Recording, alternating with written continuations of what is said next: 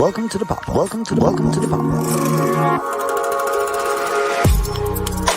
the Warner Sports Network with your hosts, Gene Fitzmagic, James Woody, Nigel Down, and Caleb Pinkett. The pop off.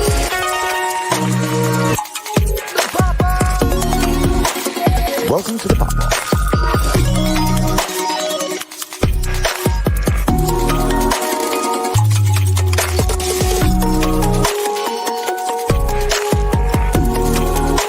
Welcome to the pop off.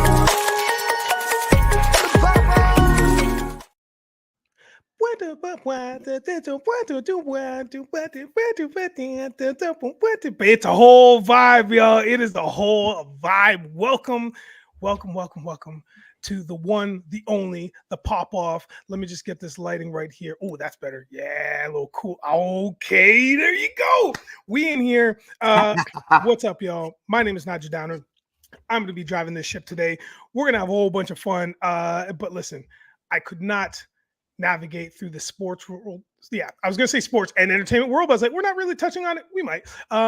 Through the sports world without my friends to my right, maybe to my left, depending on how you're seeing us right now. But Woody, what's up, dog? How are you, man? It is game day. Put up Mr. Bonesy's comment. Let's go Knicks. Okay, it is game day. That has taken up my whole life. I actually I'm months too late ordering my Brunson jersey, but it's still in the mail. I wanted to wear it for this episode, but I guess it's not coming until game 4. But I'm super hyped. It's the first jersey I've worn. Hey, you know me. I don't wear jerseys too much. Don't get hyped too much over my Knicks. I hate them, but times have changed. This is the first Knicks jersey I've purchased since Amari Stoudemire. That tells you all you need to know about the faith that I have in the King of New York. All hail our glorious King, Jalen Brunson, tonight, pretty much by himself or with his Nova boys against the Indiana Pacers tonight. Ooh, go ahead. No, go ahead. I was going to jump right in and be like, amazing. Thank you for your take, and jumping right in right after that, because I know you got stuff to say. Gene, what's up? How are you, dude? Hit it. Woody took the words right out of my mouth. I haven't been more excited for a Knick game in a long time. If you're following the Rangers at all as well, it feels like shades of '94. I'm super stoked. I'm excited. I love the Knick haters out there. I love the Pacer crybabies. We'll talk about the coach a little bit later, I hope. That crybaby of a coach that we're not getting the calls. Like, get over yourself, bro. Get over yourself. I haven't been more excited for a Knick game, and I can't remember how long. This is what basketball. In fact, my mic's far away. I don't know if you guys can hear me good, but this is what basketball should have been about the last 20 years in the New York City. We didn't have it for so long, and now it's back. It feels like it was in the 90s, where every game is can't miss.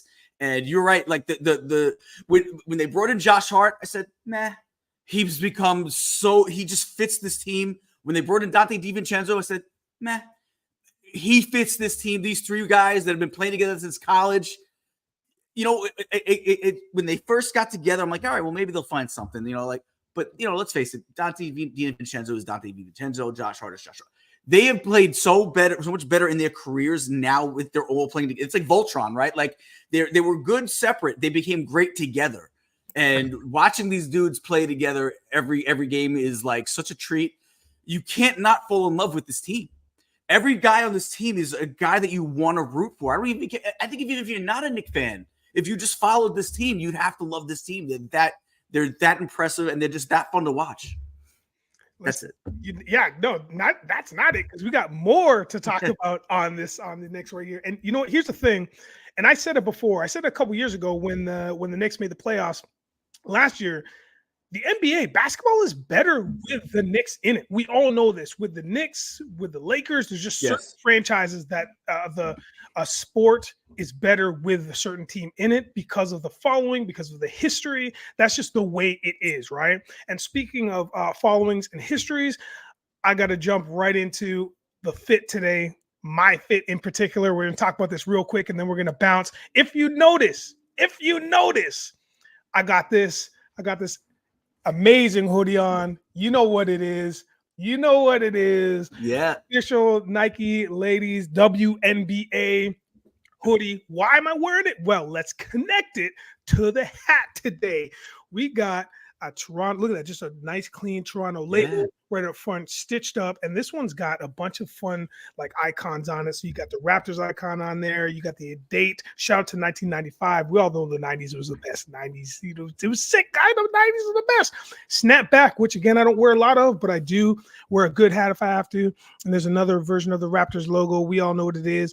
Raptors in the word mark right there with the New Era white flag. Why am I wearing this? Because it was just announced earlier this morning, Toronto is getting a WNBA team. I missed it. 26. Wow, I didn't hear that. Yeah, boy, it's happening. It is happening. Boom. So the whole outfit is coming together for all y'all now. Just blew a bunch of people's minds. There it is. That's how it is. So again, welcome to the pop-off. We are without Caleb today. We will see him next week. There's no doubt about it. So we know that he's listening and supporting from wherever he is, doing what he's got to do. And I want to make sure to say thank you to all the people in the chat. You guys are just lighting it up right now. So appreciate all y'all. And those that are watching on YouTube or watching on X, formerly known as Twitter, comment, like, subscribe, do all that fun stuff. Because the pop-off, we ain't going nowhere. We're having a lot of fun. We're changing some things up. But you're going to still get the fun personalities that you came here for.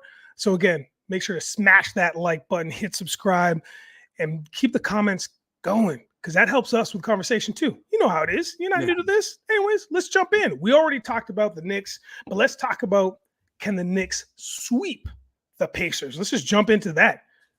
What do we think? Gene, let's go back to you. You know what? I orange and blue skies over here in Orlando, right? But I'm not a fool. They're gonna be going into game 3 without OG, who was big for them before he got hurt last game. Who called that? I know OG's your guy. He's a former Raptor. He's your guy. Yep. But listen, I'm not too orange and blue shaded glasses to say, listen, Knicks are probably gonna maybe lose. I feel like they're gonna lose a game at least in Indiana. They're gonna have to win it. I said Pacers. I think I said Knicks in 7 anyway, right? Or Knicks. I think I said Knicks in 7. I still think it goes that way. I think as good as because listen, they played. Look, we can say what we want. The Pacers. I can't even speak today. The Pacers have played tough. And it was big time comeback wins both times. So I think the Pacers are going to be able to play tough and maybe hold on in Indiana. But I do think the Knicks prevail overall. So yeah, I don't foresee a sweep. I just think they're going to be able to play tough at home. Knicks are down another player, another injury. You might see after all the crybabying and belly aching and whining of Carlisle, he might finally get a couple of calls his way this game. All I say is dude, grow up. To cry like every team gets missed calls. Every team gets bad calls. You got to live with it every once in a while. And his excuse of, well, they're trying to hold a smaller market team down. Are you kidding me? Look, the Spurs have won multiple championships in the past years. Toronto's won a championship. If you look at all the small market teams that do well, that in this league, it is definitely not the case. This is probably one of those sports where you don't need a big market for it to be successful. Again, we love having the big markets in the Lakers and the Knicks and Boston, but they've been able to succeed with smaller markets as well. So for him to cry baby and bellyache and piss and moan, I'd love to slap him around. I'll be honest with you, because I feel like you probably get a couple bucks out of him. But you know what? Rick Carlisle, you know what? Shut the F up. And you know what? You're going to get a couple of wins this week, I think. And, but anyway, I don't expect the Knicks to sweep. A long tirade to say basically no. I don't think they'll sweep. It's wild because I just had that Carlisle thing was built in. I was like, yeah, I need to get it out. We're here for you, bro. We're here for you. I appreciate it. It's wild because Yeah, it's wild because Carlisle is also talking about small market, maybe only when you're talking about NBA standards in terms of what other teams have had in terms of players, in terms of the hype. However, this is the same team that did once have Reggie Miller on it. Yep. It was not a small market when he was there. And Mark, what's his last name? Jackson? Yes, Mark Jackson. Detlef Like, Schrempf. I mean, Detlef Schrempf, like, I mean, the list kind of goes on, not on and on and on, but it goes on enough where the market wasn't small. It's just not a flashy team. They've never been a flashy team. And that's the difference, I think, in my opinion. And also, they're the home of the Indiana Hoosiers. They're the home of basketball. Like, what are we talking about here saying that it's a small market? You know what I mean? But listen, I'm going to dial it back because now Gene's rubbing off on me. I'm getting heated. Let's throw it over to Woody. Woody, what do you think? Knicks sweeping the Pacers? How do you feel that this game is going to go? This series is going to go? Well, you know, one of the most valuable traits of, you know, wearing our shoes and being on a sports show is being able to adapt to new information. That is something that I wish I could explain to Charles Barkley and Shaquille O'Neal as they just keep going deeper and deeper into their horrific takes. But, you know, sometimes you have to adapt.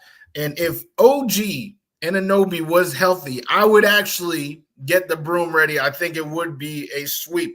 When we were talking about this series last week, I said if Pascal Siakam isn't going off, then it might as well be a sweep. That was a quote that I had said. And the man has 0 games with 20 points. The last game, I think he had 14, right? One field goal in the entire second half. You know, while OG, his teammate, or former teammate on the other side, is out here damn near getting career highs. He was looking almost unstoppable, and he was the person keeping the game close as Jalen, you know, was recovering, right? Of course, you know, in the fourth quarter, you know, Jalen came back, and then, you know, and all that. We know what happened, right? But OG was keeping it close. So with him healthy and Pascal being Pascal, getting locked up by the Knicks, I was going for a sweep. Now they don't have OG. And OG was also matched up on Siakam for a lot of the times. Now they're in Indiana. And no Mitch. They're going to have to win a game. If they don't win a game, every single person in that organization needs to be thoroughly embarrassed. Fun, humble guy. I know it takes a fun, humble guy to know a bitter dude. Charles Barkley definitely seems bitter talking about these. He literally said, did you hear? He was like, I can't wait for the Knicks to beat the Pacers so that they can just get sent home by the Celtics. Like, this dude is just actively on national television. He said he hated New York fans. Remember, he said something like didn't he say something like he hated New York fans? So just the anti-Knicks propaganda to have a national machine. And I literally watched that full episode of Club Shay Shay with Charles Barkley, and he said he would never use his platform for negativity or to put somebody down, but he put down an entire state of people, entire state of the population. Charles Barkley, you're looking pretty bitter, man. You're sounding pretty bitter. So I want to say the Knicks could sweep, but I just don't. You know, OG is a massive loss. Like, he was the catalyst of the turnaround that put the Knicks in this position. Yep. And with him healthy in the playoffs, he has been spectacular. Now, that loss versus the Indiana firepower versus, you know, them having home court advantage. And you're right, the squeaky wheel gets the grease, Gene. So Rick Carlisle, you know, crying wolf, you know, maybe they are going to get some calls bounced their way. And you can't just keep challenging forever. So, I think Indiana is going to win one. I just hope it's not this one. Win game 4, sure. Yeah, win game 4. And then let the Knicks clean up that series in game 5.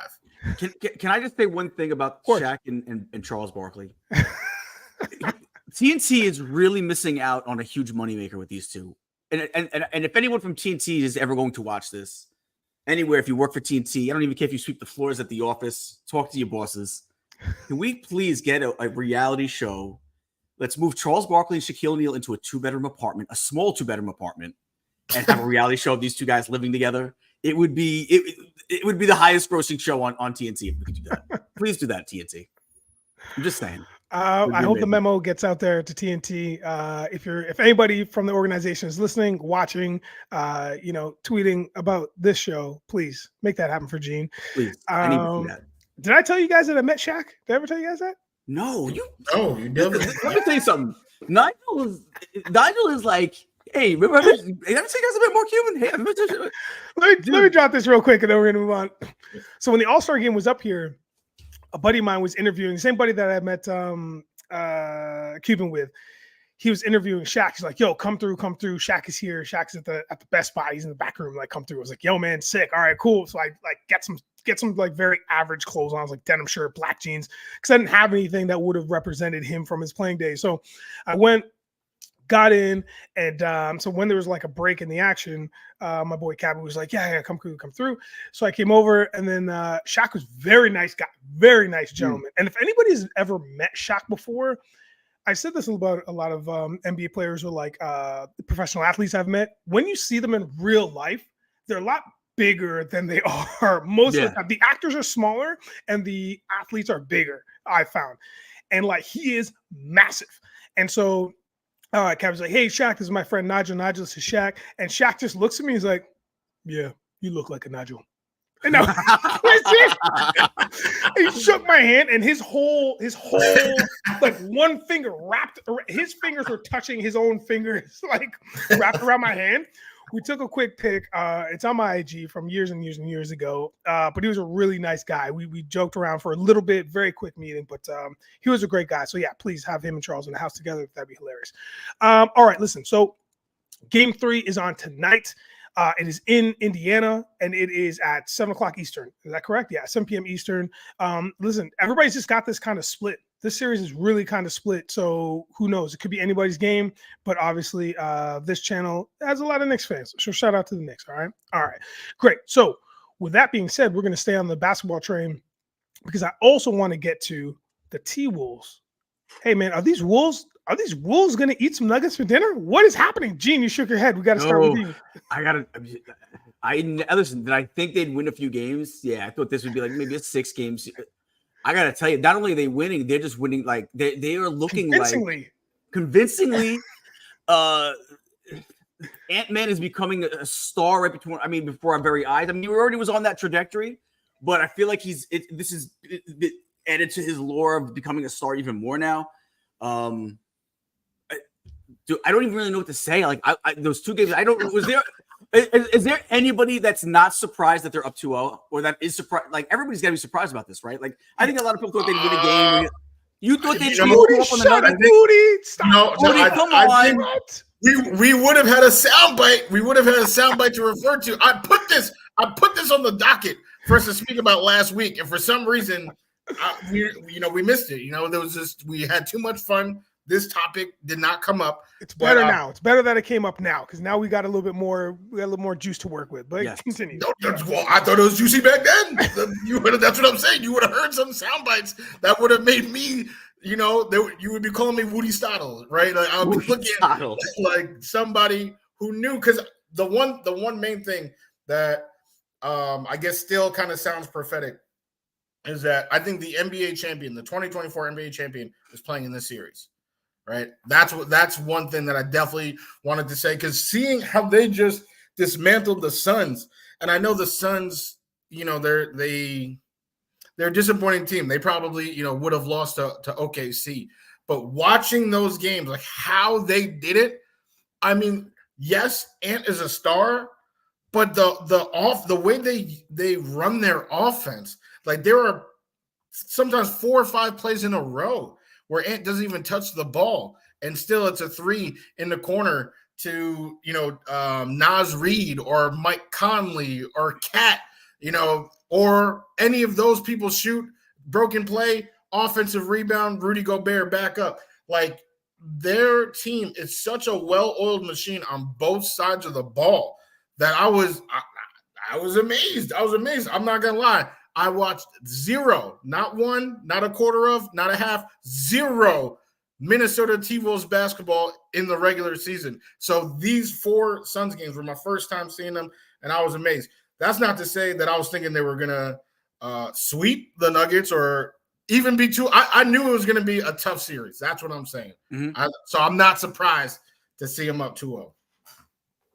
I'm not going to lie to you. I'm very surprised to see them up 2-0. I did think maybe I didn't think it was going to be a sweep by either team. I didn't think that because I think we've gotten to a point now with basketball that sweeps happen, but at this point, watching ball, there's a lot of rarities in it. Like there's a lot of teams they just aren't that bad. If they get into the playoffs, first of all, the play-in kind of weeds them out, but then now it's like, good teams survive, man. And Minnesota is now showing us, hey, us being number one in the West was no joke.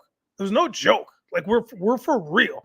And the fact that they convincingly, 106-99 game 1 win, 106-80 game 2 win in Denver, which is not like a vicious place to play, but I mean, all things considered, fan base, altitude, players on the team, you got Murray so frustrated. My guy throws a towel at a ref, only gets fined. That's a different conversation. Only gets fined. And then it's like, wow, so you have one of their 2-star players losing his goddamn mind, and they just can't put it together.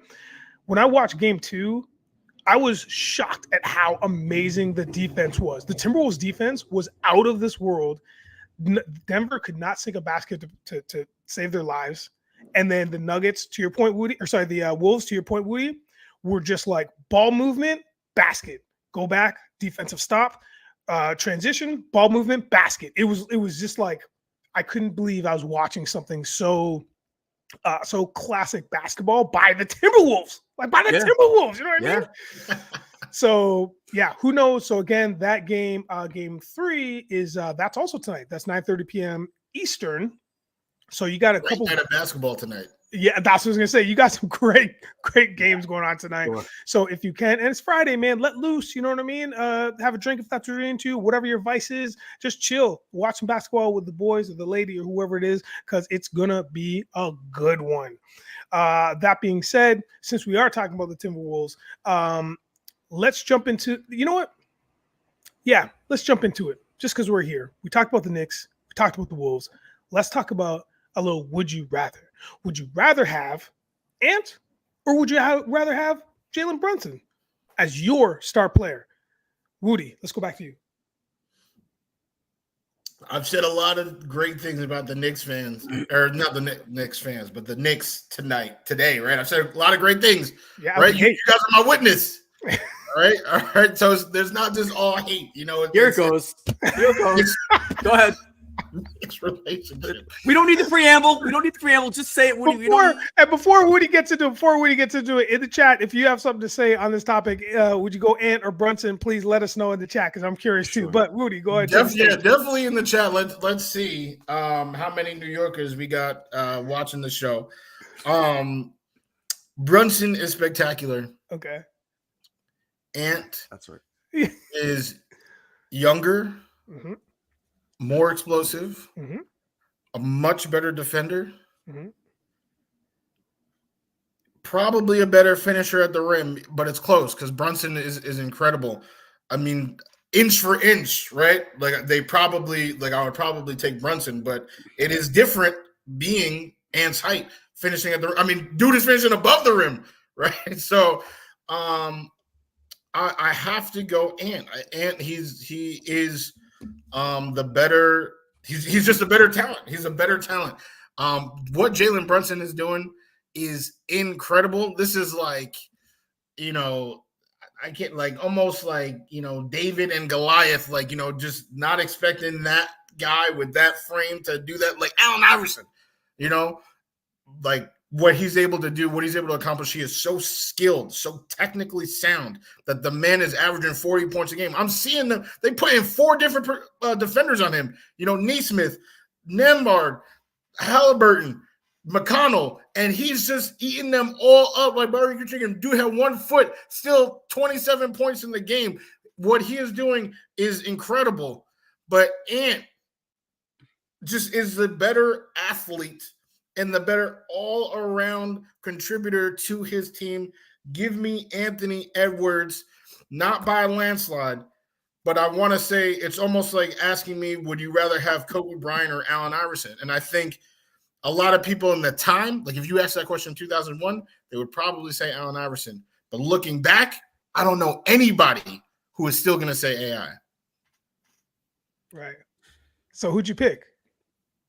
And no, Anthony Edwards. Okay, so when I want you to say, I'm about to. Should I write it on my forehead? I'll definitely take Anthony Edwards. Clear as day, without any construing, misconstruing. You know what I mean? Shout out to 150 people that are paying attention to us right now, that are either streaming or listening or whatever it is. So thank you very much. We appreciate you guys are here. If you're just jumping in, we are talking about the versus battle, not Drake and Kendrick. We're talking about the versus battle between Ant and Brunson. Who do you got, Gene?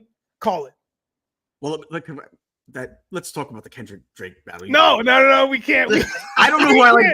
It is. Is that not bringing out some good hip hop, some good music? But all right, dude. I was listening to a couple bangers like before the show, like getting ready. I was like, this is wild. It's like listening to two friends argue, where you listen to the one friend complain about the other friend, you're like, yeah, you know what, you're right, he is a jerk. And then you listen to that other friend, you'd be like, no, you're right, he's a jerk. When I listen to a Kendrick song, I'm pro Kendrick. When I listen to the Drake song, I'm pro Drake. I don't know who to choose, but I do know who to choose in this other debate. And let me tell you something. I've known Woody long enough now that if you would have asked him, who would you rather have, Nas Reed or Jalen? He'd be like, well, Nas Reed does so many different things. He would have picked anybody else. He never stands up for his team, and it makes me want to cry sometimes. Rudy, sometimes when I think we're in tune, because we're basically the fans of the same teams, and then you hit me where it hurts deepest by saying things like this that are outlandish, like when you basically call every Jet game a loss, when you take in another guy from another city. From the guy who's playing the best basketball in the NBA right now. You can't deny he's playing the best basketball of the whole league right now. Am I wrong? No. Right? He's definitely playing the best basketball in the East. There's no question about that. Yeah. He's playing I'm going to say he's playing the best basketball in the league right now. That's my personal opinion. You need him to put up 40, he puts up 40. You need him to put up 29, he puts up 29 on one leg. He passes. His defense isn't that bad. You're like, oh, he kills him in defense. Like, he doesn't really kill him in defense, I don't think, does he? But listen, I don't know. I love Jalen Brunson. It's the first Nick since John Starks that I've fallen in love with. John Starks, all the way up until now, is my favorite Nick of all time. I loved him. Headbutted Reggie Miller. We did have that 1 for 18 or whatever in the finals. All right, I'm over it. But that was my guy. John Starks is my favorite player of all time in Knicks history.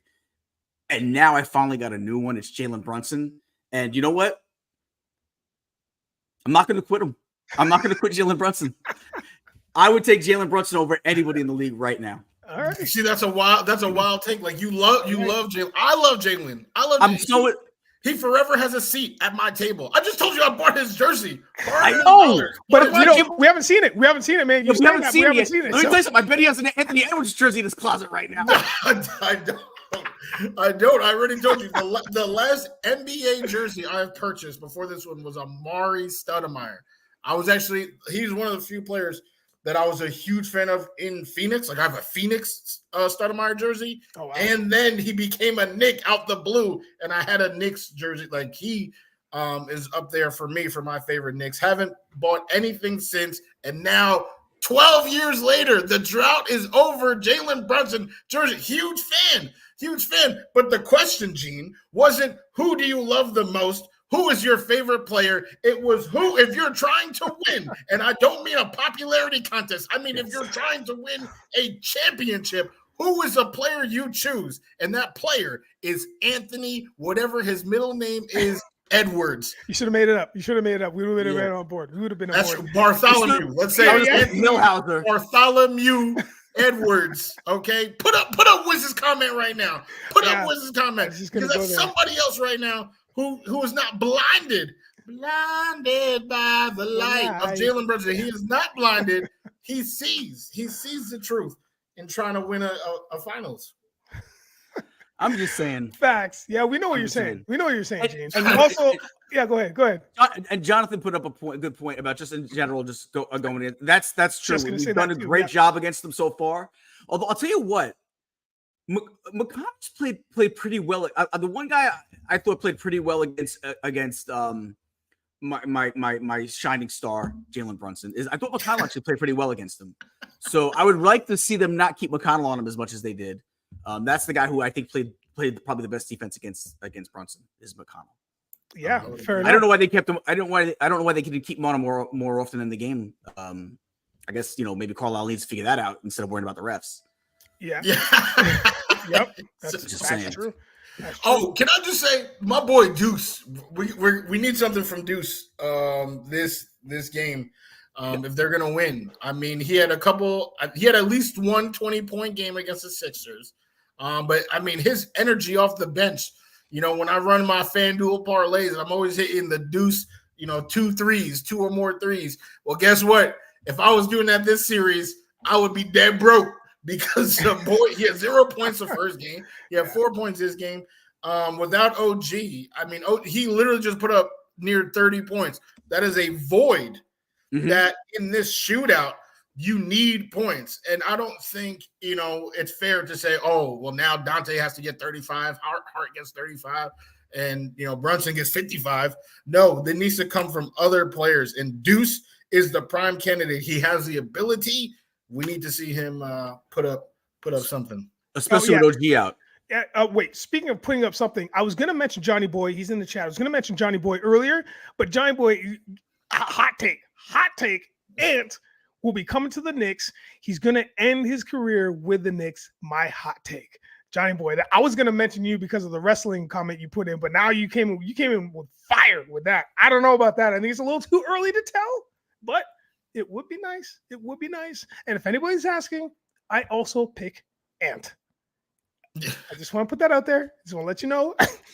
Listen, it's so close. Like running the numbers, man, between the two of them, it doesn't matter what stat you want to look at. It's literally maximum 4 points or 4. Like it's the number is 4. That's the difference between the maximum number. That's the difference between them. If you want to talk about steals, if you want to talk about when they came into the NBA, you want to talk about like playoff appearances, like it's literally bananas. It's between 2 and 4. It's so crazy. But so for me, at the end of the day, when it comes down to it, I just like Ant's energy, man. Ant's energy it's like consistent energy because Brunson's got it too, but Ant's just like all the time. So that's where I'm going with that. Speaking of all the time, we're not even in a place where we can say the Boston Celtics are going to be all the time winning because right now they're all the time getting beaten up. They got crushed. So they played, and last night it was a 118-94 win for the Cleveland Cavaliers in the Gardens.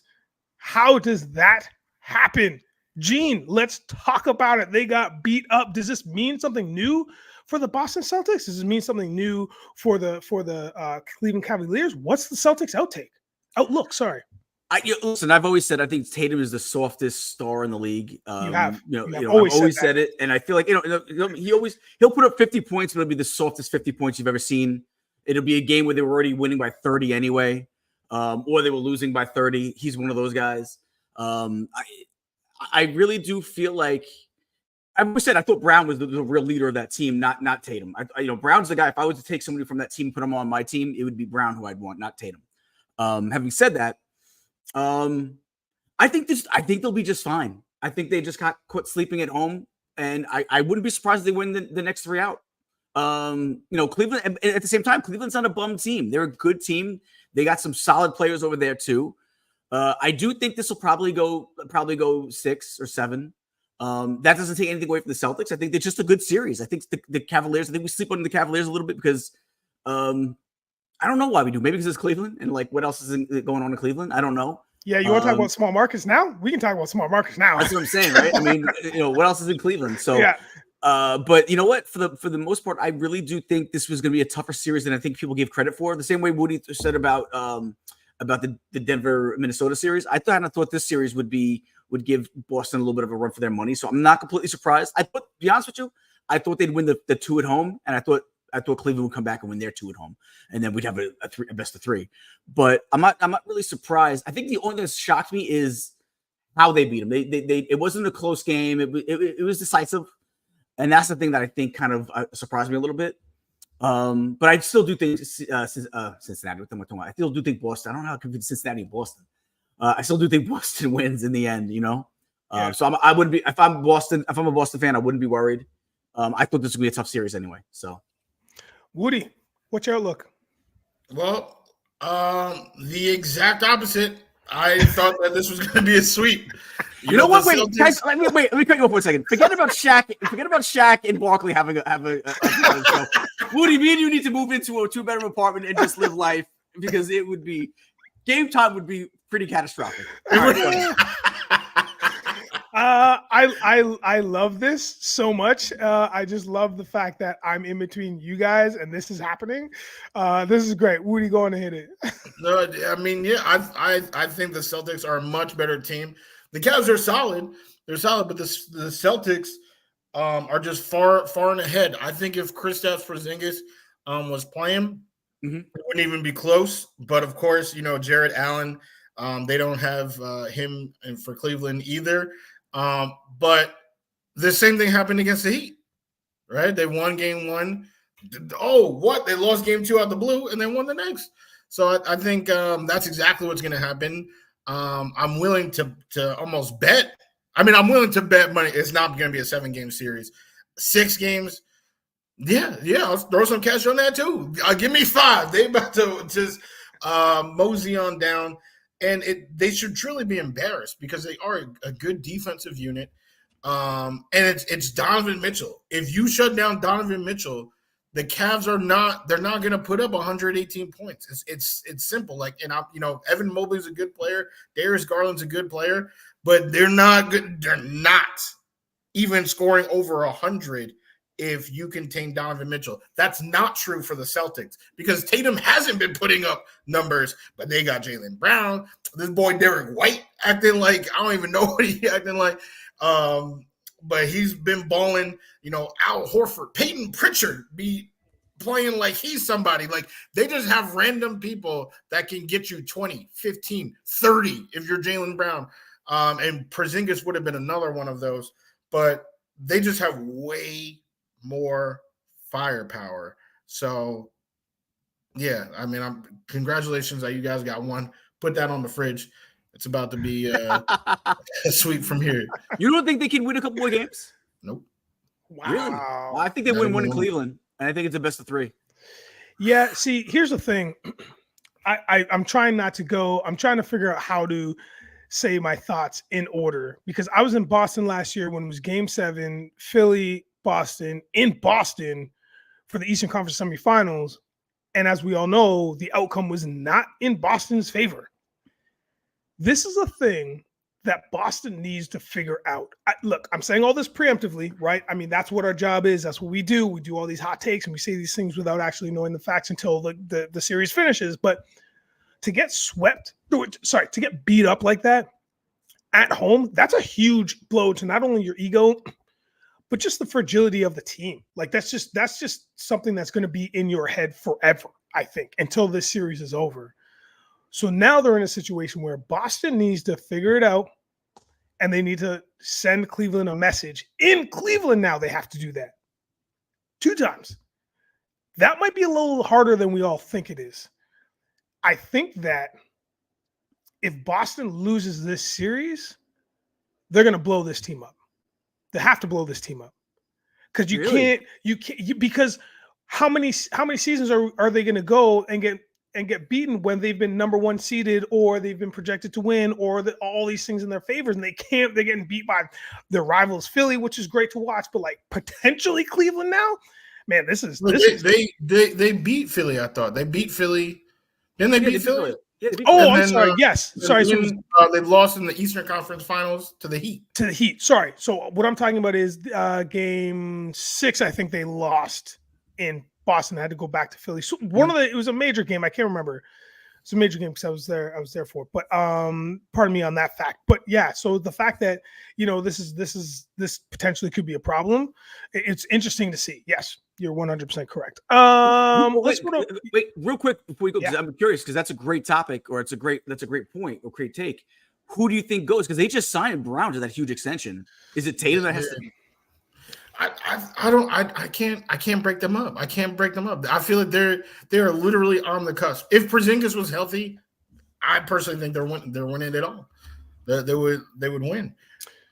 Which we like that was the tweak they did. Like that's what they keep doing. They keep tweaking. They have the Tatum, Brown, Derek White, Al Horford. Right, you got your stars, you got your role players, and then they had Marcus Smart. They're like, you know what, Drew Holiday, right? And now they have Porzingis. Like I feel like you just keep tweaking the role players. They did this with the Lakers. Kobe and Shaq were together for 4 years before they ever won anything. Right? Remember those days? Remember those days when you would just stay with the team for a while and you'd figure it out? Yep. Yeah.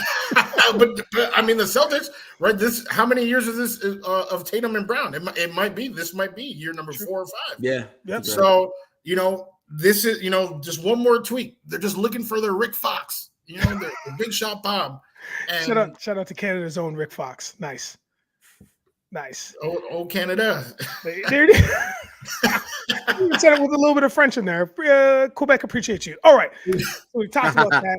Now let's jump over to another series that was pretty fantastic, pretty interesting to see these new stars. Obviously, I'm talking about the OKC Dallas series. We got to look at the outlook of that. What's going to happen there? How this is going? Because we're watching so many stars all at one time, and it is wild. All these new kids where we're going to have in another year, maybe after this NBA championship, after Larry OB is passed off, we might have new faces on not only the cover of NBA 2K, but like posters and promo material. It's gonna be new people, I think. We're watching new guard. So all that to say, I digress. Gene, let's jump into this. OKC Dallas, what is your outlook on this? Obviously, last night the Mavericks came back and it was actually, I don't know if you guys watched much of it, but it jockeyed back and forth the whole game. So it was very, very exciting. But at the end of the day, Mavericks won 119-110. Gene, thoughts? So I love the OKC team. They're an upstart team. They remind me a little bit of, they don't do it the same way, but they remind me a little bit of Minnesota, where we didn't expect Minnesota to be good this soon. Same thing with OKC. I think they're ahead of schedule in their rebuilding processes, right? I think this is a nice learning experience for OKC. I think Dallas takes this series. They kind of have to, right? I mean, they kind of have to. They brought in Kyrie, who's been great this year for him on the court and off the court. I think he's surprised a lot of us more about his off the court, his presence off the court. He's been fantastic, and I just feel like they kind of need a series winning. I think they need to go to the conference finals. Otherwise, I'm not sure if they maybe decide to say, let's do something different with this team. Same thing with Boston, as Woody said with Boston, where you're going to keep those two guys together, but you might tweak some stuff around it. You might see Hardaway Jr. maybe have to go. You might see some stuff like that, some tweaking like that. But I like the combination of Kyrie and Luka, and I think they're going to pull this one out. I think it's another one that might be a decent series, maybe go 6. But I have Dallas winning this one too. I think Luka needs it for his lore too. Everyone tries to say Luka's the a top 3 ball player in the league right now, but like he needs a couple of series wins to under his belt. And I think putting him in the conference finals, I think they need it. And I think OKC's not quite there yet. They're ahead of schedule. I love what they're doing with that team and a lot of nice young players. But I think they're still a little bit undercooked, and I think Dallas can actually pull this one out. Yeah, you made a lot of great points. I think Luka does need this for his resume. He does need to advance and go further, because we all know how much of a stud he is. I mean, the guy is phenomenal to watch, and it's so interesting because he's not your I want to say this correctly because it's not even a thing anymore, but you're a stereotypical ball player because he's European based. He's got a different style. Not only that, he's got a different body type. He's got all these things that are so different, drastically different than what we've grown up with. Now it's just like, to be a baller, you can look or be like anybody. It doesn't matter as long as you can be productive, get the buckets, get the assists. Assists have grown now, which is such a huge thing in the basketball game. I mean, listen, Woody, what are you thinking? This might be my favorite non-Knicks series in the playoffs. These two teams are super exciting to watch. We have the MVP runner-up and the third place, right? Second and third place, SGA and Luka Doncic. I'd love Kyrie, Chet Holmgren, is growing to be somebody. I know he's not quite Wemby, but he does have a lot of skills on both sides of the ball that really anchor that team, especially since they don't have any other big man. So seeing him try to hold everything down is nice. And then Jalen Williams, there's two of them on that team. But I'm talking about Ian, not the YLIN. Jalen is a fantastic scorer. The other one, the Jalen with the Y, nice 3-and-D player. I mean, these rosters, the OKC roster is better.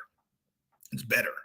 But they're inexperienced, right? This is a human element, right? If Caleb was here, that's what we would be talking about, is the human component to these games. Yeah. And I do think, Luka has nothing but dog in him. And to Gene's point, it's kind of like, hey, like we're, I put this guy on the pedestal. Like, can he get to the next round? I think, for Jason Kidd, there's some of that as well as a coach, Gene's talking about, hey, should we ship off this person? Should we get a new coach? Like, I think, that's a great point.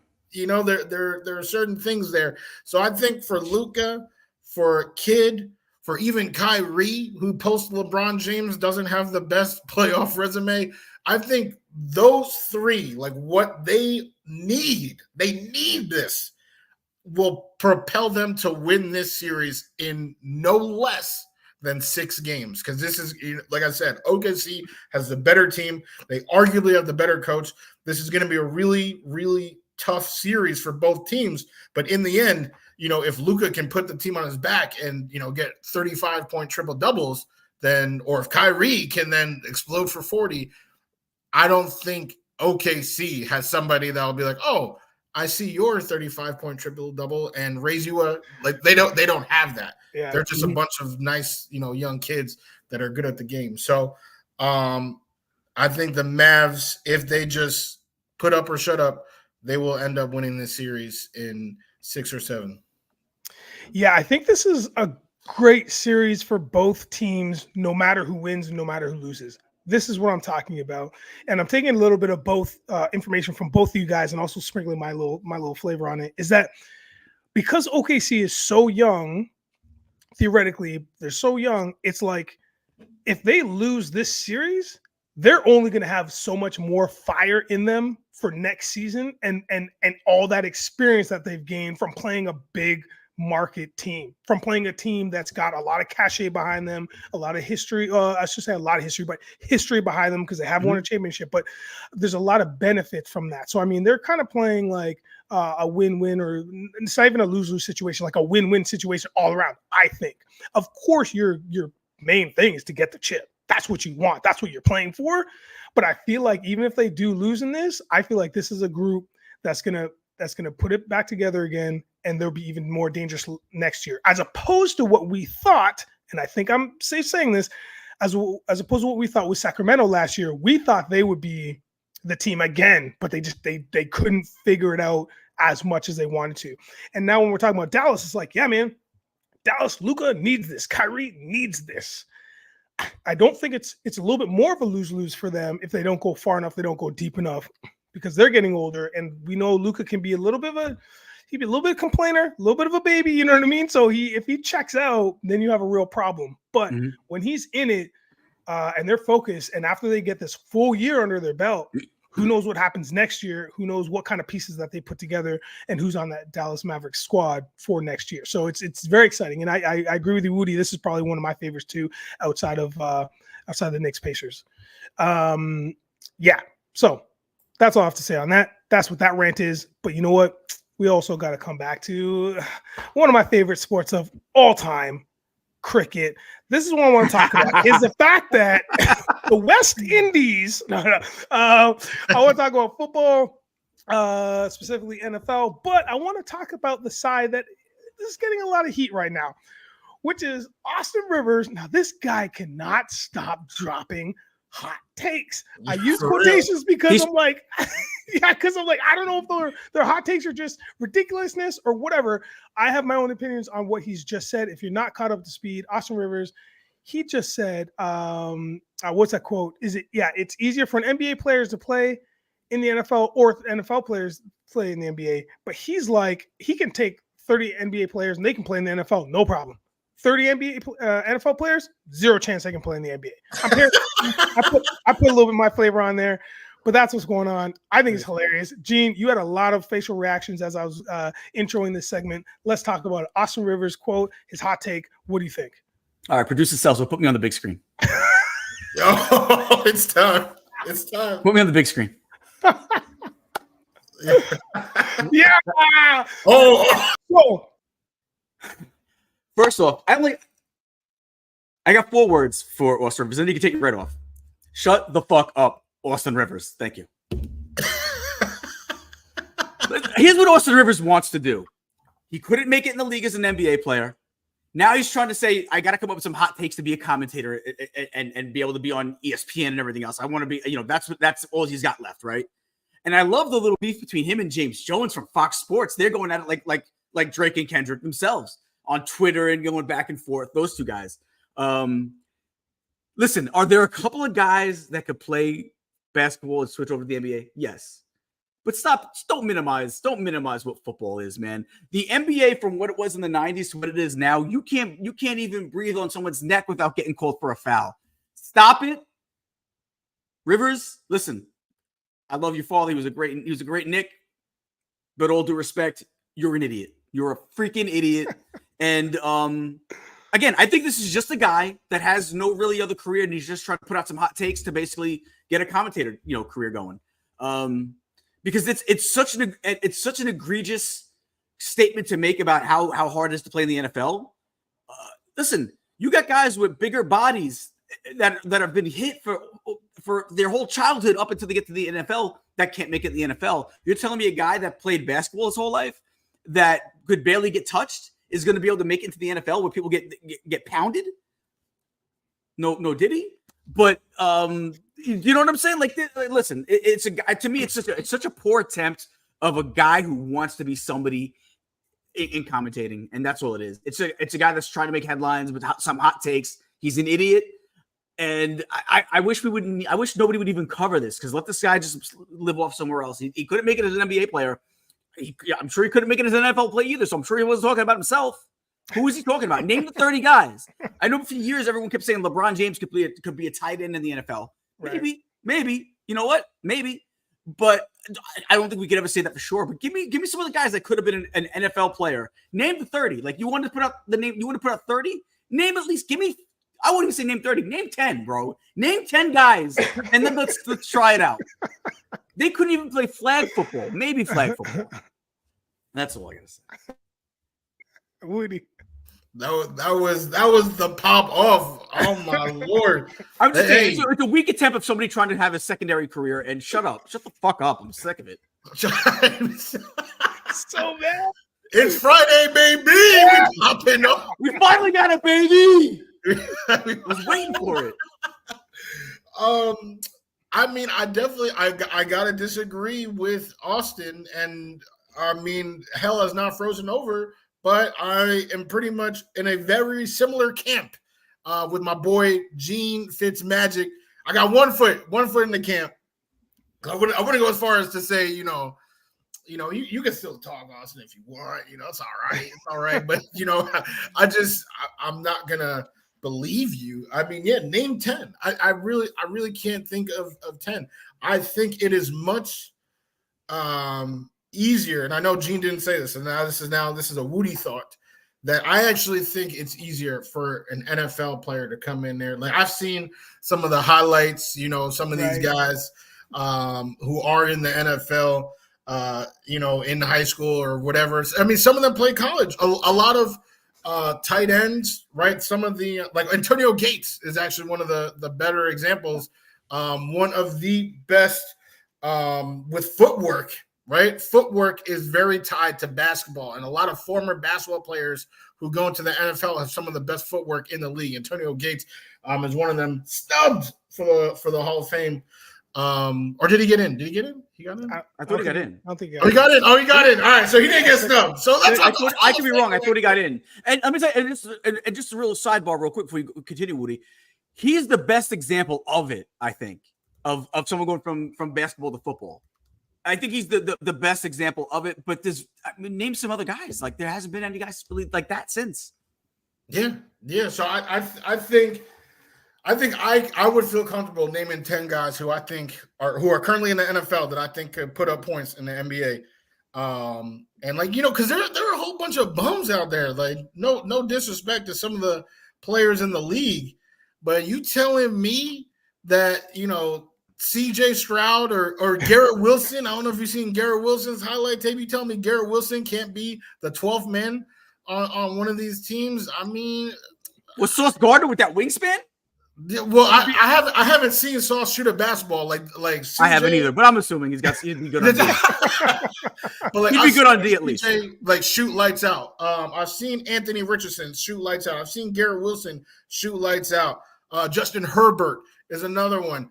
I'm telling you right now, I would rather have Justin Herbert on the Knicks than Alec Burks. I'm telling you that right now. Hot take. Who I would put in the league. There are. I don't know about the other way around. And I'm gonna tell you why I think it's a good example of that.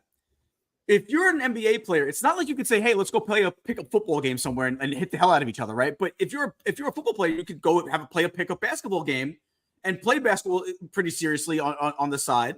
You can't really do that with football. It's not the sport really, but you could just say, "Hey, let's go play football."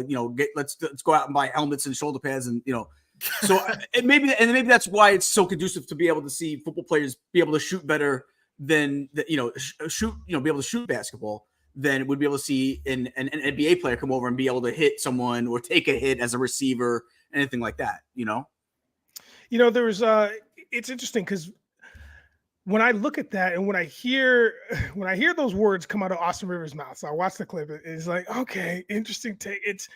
But for me, what it comes down to is the technical game.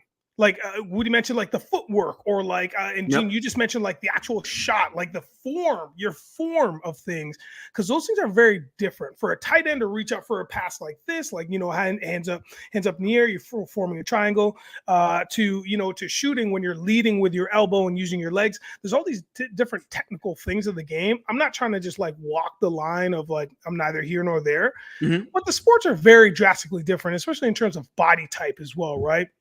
So there's a lot of X factors, and I don't like to be that guy, but I'm very curious to see if this turns into anything. It very much will not, but it'd be interesting to see what happens, because there has been clips looming around where you had like there's a bunch of receivers, they're all in the dunk contest, but the old school, like Michael Irvin and like Jerry Rice and a bunch of dudes, they did this basketball contest and they were dunking at Deion Sanders, and it was like the dunks weren't bad at all. Like they weren't bad at all. They were like yeah, they're pretty good. Remember the dunk contest? That was the thing. Okay, so I just want to make sure that I say this, because there had been some famous retorts to Austin Rivers' comments, and one of them was JJ Watt. I think he was one of the first, the JJ Watt. He said, and I quote, "You don't got a job in either right now. Go ahead and try it," which is hilarious. That's hilarious. But then he followed up by saying that he couldn't play in the NBA. Very nice of him to do that. He's like, for the record, I could absolutely not play in the NBA. 6 hard fouls is about all I could give you, and call it a day, which is pretty hilarious. You know what I mean? To think of it that way. But yeah, I don't know, man. It's a hot take. It'll be interesting to see if anything comes of this. Just one more thing. Sorry to say about that is, I don't know if you guys have seen the NBA celebrity game, like of All-Star Weekend. Yep. But recently, like they've infused NFL talent in there. And of course, it's celebrities, right? Like, they're playing against Justin Bieber and Ariana Grande, but still, like, Myles Garrett, put up 30, like he had a 30-point triple-double in that game. Micah Parsons, Puka Nacua, was hitting, so I really think that if one, like, you're right, it's probably very difficult for anyone to play the other. But if I'm choosing what direction that arrow is pointing, it's from the NFL to the NBA. Yeah, and think about those guys. Like, I mean, even for me, like when we were in training camp, what would we do? to Gene's point, pick up a ball. Let's go shoot around. Let's go a little horse around. We're not afraid of that. Like, we know our bodies. We know how they work. But, you don't see basketball players like picking up a football and just tossing a football casually in the park. You never see that. You know what I mean? Mm-hmm. So it's like that skill of, it can transcend into different areas, which I thought was which is really cool. Great. But we got some signings happening, and we also haven't had any signings. So the one signing I want to talk about specifically is the Titans have signed the Tyler Boyd. Now, where does this put the wide receiver room with Hopkins, Ridley, Boyd? Where do they rank amongst the NFL? Woody. Pretty high. When it first happened, I was saying, oh my God, I think that's the best wide receiver room in the NFL. I mean, DeAndre Hopkins, Calvin Ridley, Tyler Boyd. That is quite the trio. And I started trying to think about other trios. I thought about Metcalf, Lockett, and JSN, which I don't even think is in the same class. And then, then you have to start going to duos like A.J. Brown and Devontae Smith. And I do think there are quite a lot of duos, even where Tyler Boyd just came from, Jamar Chase and T. Higgins, right? That's a diesel duo.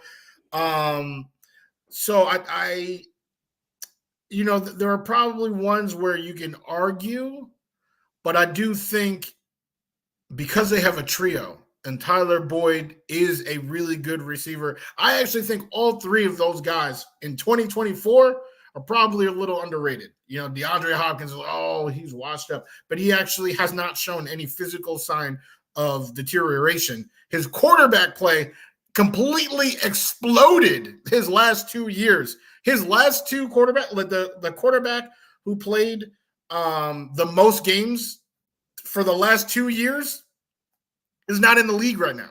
Not in the league. So that's the type of production issues that he's had, because people are just going to stare at stats and be like, oh, he's washed up. Now he's over 30, blah, blah. Calvin Ridley, they want to, make jokes about him gambling, but he had a 1,000-yard season last year, right? Off of 18 months of hiatus. Mm-hmm. Tell me what that did to Le'Veon Bell, the hiatus coming back. What did that do for him? What did that do for his career? I mean, Calvin Ridley. Yo, we once, I love Le'Veon, man. We Steelers Nation, like we were behind that dude, and then it's man. And then he was with us. Yep. Out here, I can't. I was thinking about it. Stop. Yeah. Okay. All right, fair enough. So I truly believe that this is the best wide receiver room in the National Football League. If I'm Will Levis, I'm having all the mayonnaise I want right now. I don't know if you guys know that, but that's his snack of choice. Yeah. It's very gross. It's very gross. Yeah, just straight Hellmann's. Yeah, straight gross. Yeah. Don't need to talk about that. Hey, like Caleb Williams. That's actually a pretty good trio. Keenan, Odunze, and DJ Moore.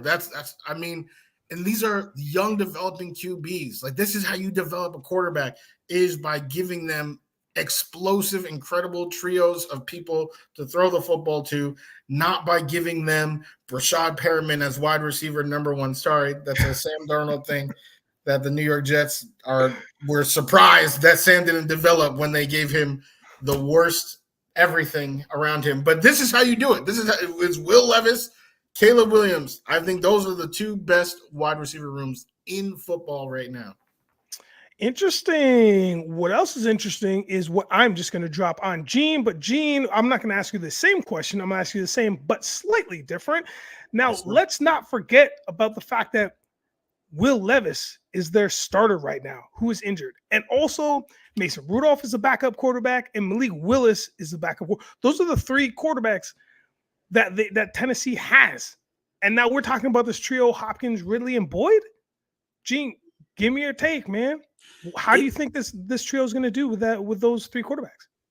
That's the thing, too, is it puts a lot of pressure on any of those quarterbacks, right? Because if you don't produce now, well, then what's the problem? So, like, that's I think that's really where it boils down to, is they need to basically produce now.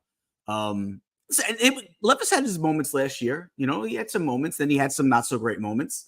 I still think the highlight of his career was draft night with his lady friend. That was the highlight of his career so far. Gia Duddy. Yeah, his ex who said, you know what? I'm not second round material. And she's right. But anyway, it puts a lot of pressure, I think, because if you don't produce now with this room, and again, it's funny that Woody brought up Chicago. That was the other one that I was thinking of. But I also think I think it's Tyler Boyd that makes it such a loaded locker room, because I don't think the other two are the top two. Like, they wouldn't be the best tandem in the league. I would probably put 3 or 4 other, maybe even 5 other teams ahead of them. But with having Tyler Boyd there, now it makes it like a solidified a 3-headed monster. And I mean, Levis goes in there and doesn't get it done, after the first couple of weeks. You really got to say, okay, maybe we need to move on from Levis, and we'll try Willis out. I think Mason Rudolph is a number 2. He had nice moments as a backup quarterback. Yes. Is he anything more than a backup quarterback? No, especially not at this stage in his career. He's been in the league long enough that we know what he is. But I think it's going to come down to if Levis can produce, and if he can't produce, they're going to move over to Willis. I think they're not even worried about it an inch. I think they're saying we did everything we could for our quarterbacks.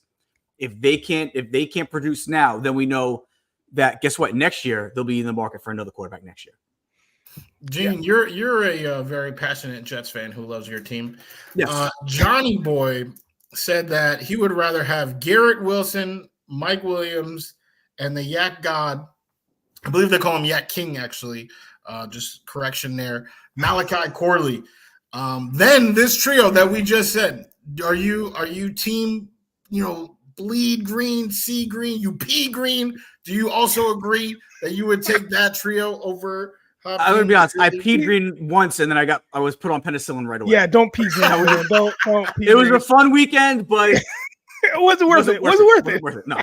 But having said that, the same reason why I wouldn't put the Bears right above them is because we haven't seen Odunze in the NFL yet. We haven't seen Malachi in the NFL yet. They're both highlight reel guys. Malachi Corley, we have, if you look at his highlight reel, you're like, wow, how is this guy not first round talent? Like, he looks the part, right? He looks amazing. Because he looks like the type of guy that Aaron Rodgers will absolutely freaking love. But I need to see him do it first. I need to see him do it in the NFL. I need to see Mike Williams stay healthy for a full year. I feel like he's injured a lot. Garrett Wilson, I think he's going to probably have the best year of his career this year. I think he's going to put himself in that top 5 category this year. Again, I don't think Ridley and Hopkins are the top tandem in the league.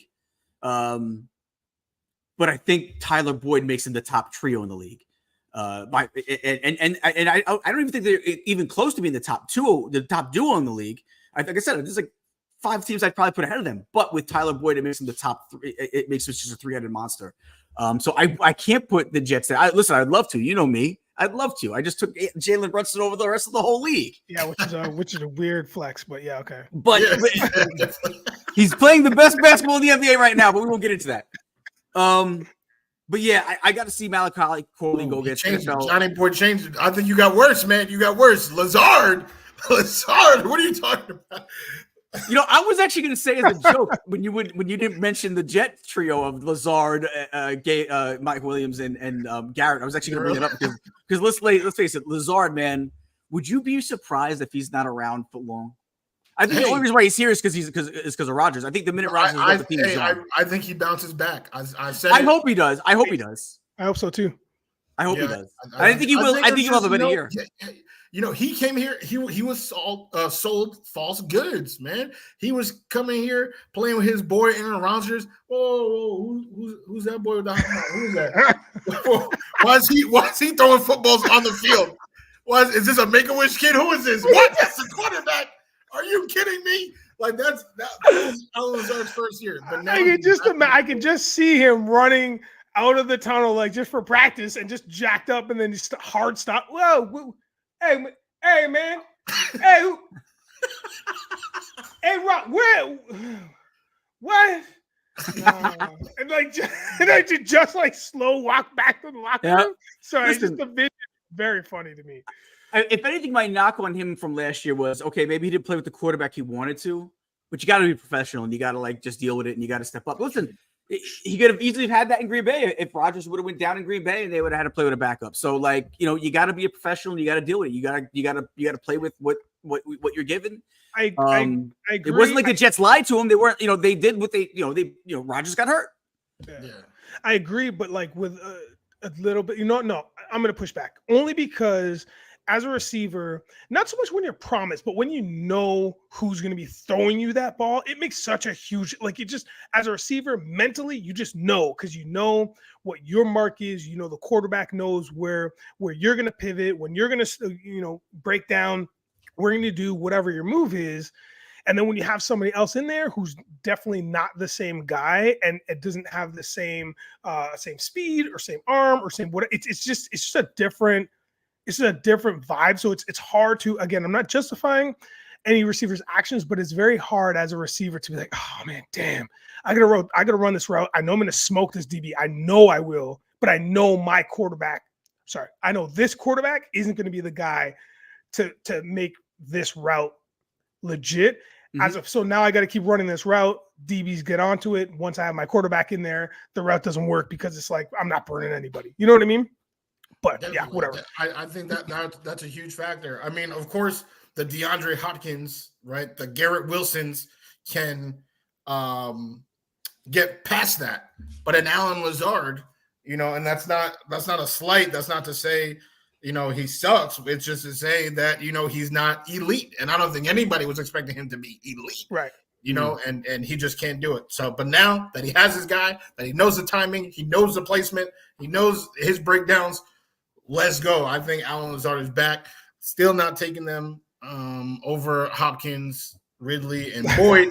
And I think Gene is underrating my boy DeAndre Hopkins, but it's okay. No, I just don't think – he's got a lot of miles on those legs, man. I don't know. And let me tell you something. If Tennessee needs anybody, I was playing football this past week. Okay, listen. Just so everybody knows, I was dropping dimes. Everybody knows over here at the Morning Brew Sports Network.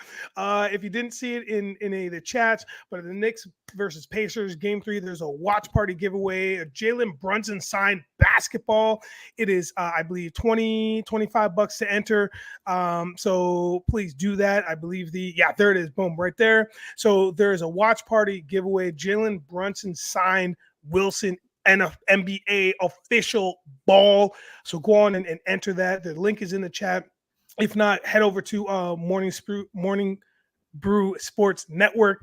Head over to either the Twitter or the YouTube or whatever it is. Find the link. Get yourself in that in contest and get that giveaway. So listen, we'll come. I just want to say for another basketball.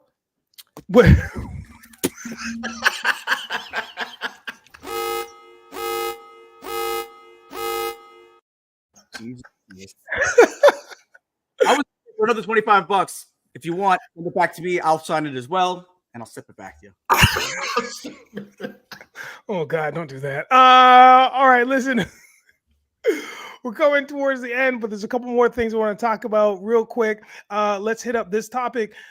OBJ, he's still around. Odell Beckham Jr. is still around.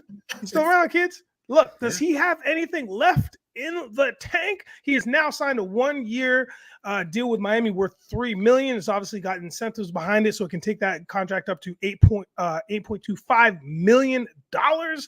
Woo! Just so you know, for the record, so everybody's on the same page, his 2023 stats: played 14 games, 35 receptions, 565 yards, 3 touchdowns.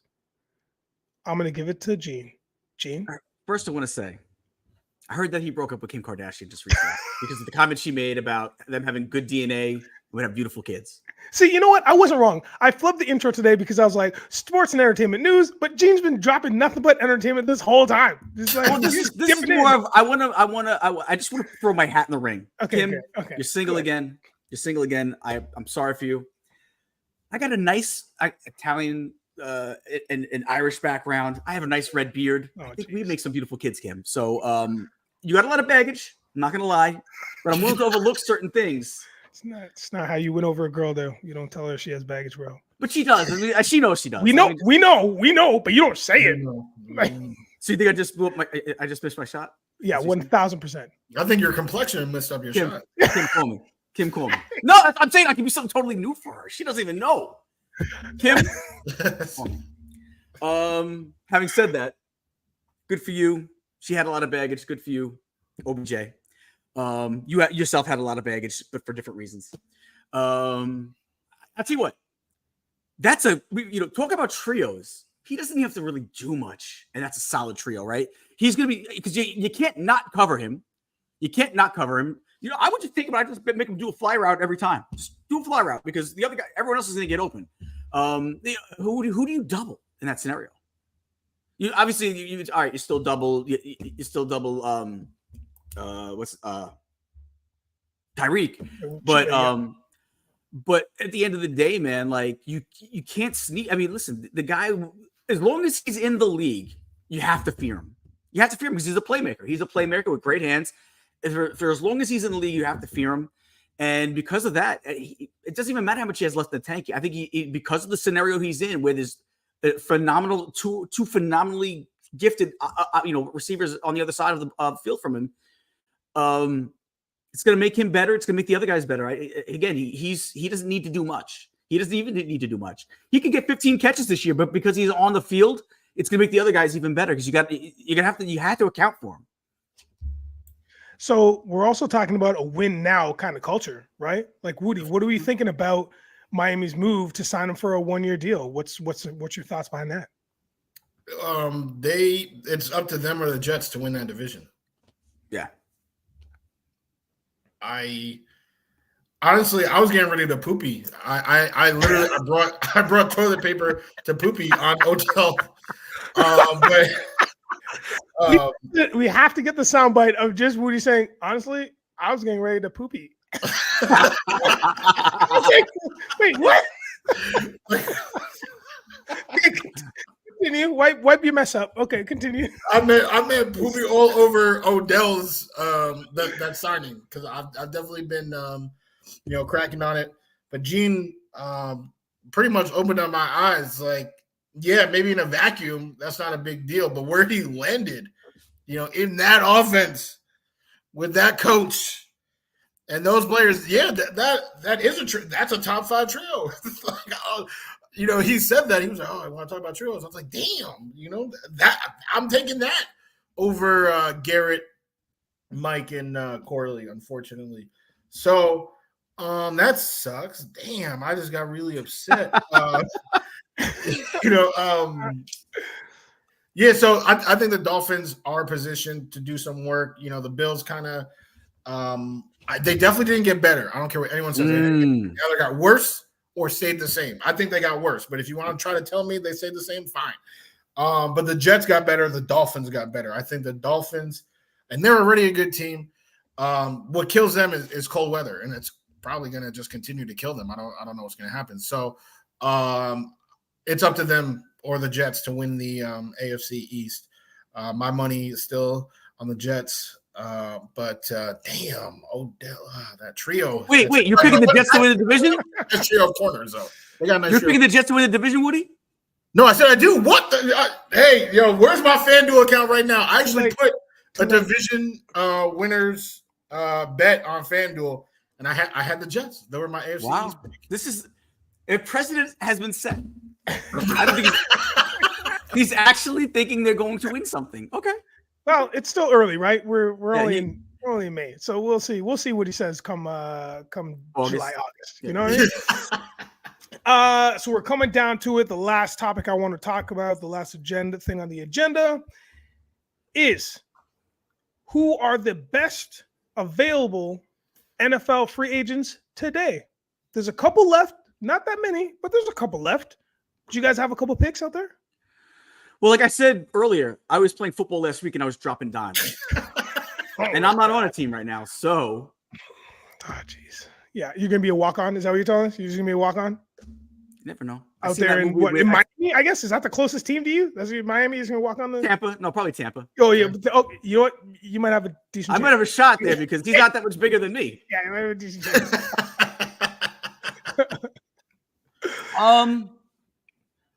Yeah, I don't know. Who's the guy? I'm blanking on his name. He was a Jet, the lineman that he was on the Patriot just released him like a week ago. Offensive lineman? Yeah, offensive lineman. Humphreys? That the Smith? Patriots released it a week ago? Like 2 weeks ago, maybe. I think he'd be ultimate for the Jets to pick up because they could use some depth on that line. And I'm blanking on his name. I'm sorry, guys. No, it's all good. It's all good. I think you actually one of the ones that said you want to see them pick him up when you did it with Boy Green. No, because I wanted to re-sign Connor McGovern, who I wasn't planning on talking about, but I believe that was the guy I was talking about. Wait. They released Connor McDermott, who is straight buns. So I hope that's not who you're talking about. No, he's good. He'd be a good depth piece, I think. Are you for real? He was a Jet. Wait, yeah. Oh my God! How dare you say some nonsense like that? You want Connor McDermott anywhere after? He's already done this. And he was terrible. A turnstile. Is that why you want him? So he can work in the New York City subways and he can just be a turnstile, put in your Metro card and just turnstile. He cannot block anything. How dare you say some nonsense like that for a team that you're trying to hope wins a Super Bowl, Gene? Woody's heated. Okay. Okay. You should probably pick somebody else, Gene. Yeah, should probably just think of anybody else. I'm gonna let Woody go. Okay, all right. Woody, any names that you got? Yeah, I have two. Sure. And believe it or not, one is actually named Connor. Not Mick anything. Connor Williams is he was just the center for the Dolphins. 27 years old. Very rare that you see a 27-year-old center still a free agent in May. But he had a bad knee injury in December, so I think people are waiting to see, how he recovers. But if I'm the GM of a team, it's like, hey, well, his best recovery is probably going to be like under your professional staff, where you can bring him in and kind of monitor his progress. So I'm surprised that no one has picked him up. Again, 27 years old. So this is somebody who could actually be a franchise protector of your quarterback for however long. I'm thinking about the Titans, I'm thinking about the Bears, I'm thinking about the Texans, those teams with those young QBs. You got the weapons, right? You're good on weapons, but how about making sure your young guy stays upright, especially the Titans where Levis kind of move like he's standing in mayonnaise. You know what I'm saying? He doesn't have the mobility of a CJ or a Caleb. So that's somebody who I am shocked to see there.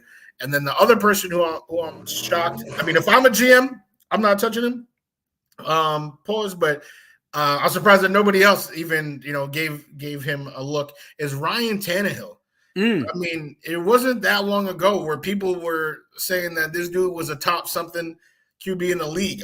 In my personal opinion, I feel like he is in the exact scenario that Jared Goff is currently in. Somebody who is truly buns, but they're on a fantastic roster with a fantastic coach. And now people are like, oh, he's top 10 because, this team is winning games and he is a quarterback of that team. So that means he must be good. And now that team has unraveled so badly, lost their coach, lost most of the players that made it great, that, Ryan Tannehill, he's not able to hoodwink one person into thinking that he was the cause of that team's success. That's crazy. Yeah. What about Kareem Hunt? He hasn't been picked up yet either, right? He hasn't been picked up. I've been wanting the Jets to sign him this whole time, and then they drafted 2 running backs because they don't like me. Yeah, I don't get, especially the second running back they drafted. I don't get that one at all. But did you have something to say about Jared Goff? You a big Jared Goff fan? I'm not a big Jared Goff fan. I think he's better than that. No, he's terrible.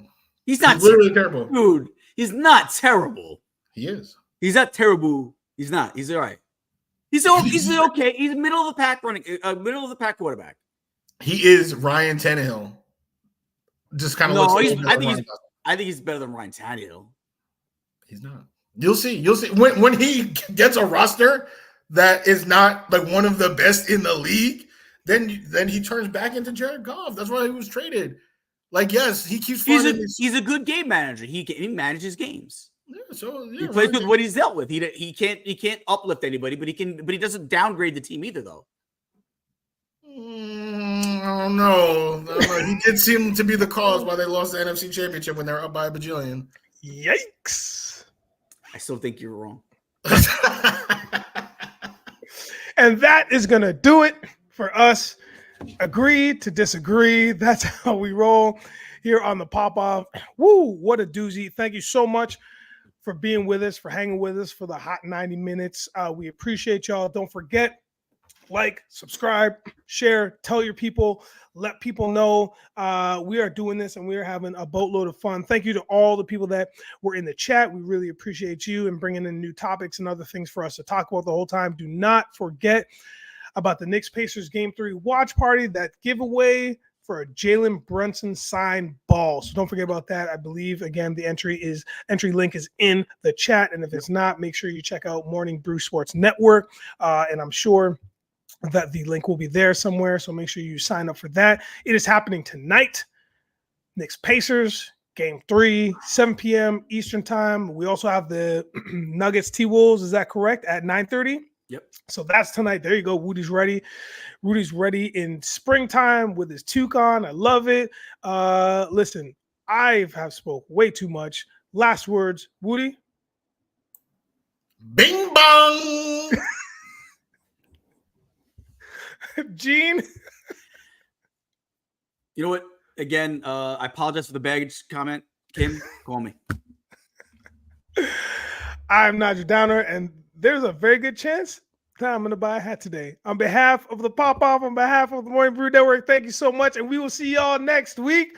Peace.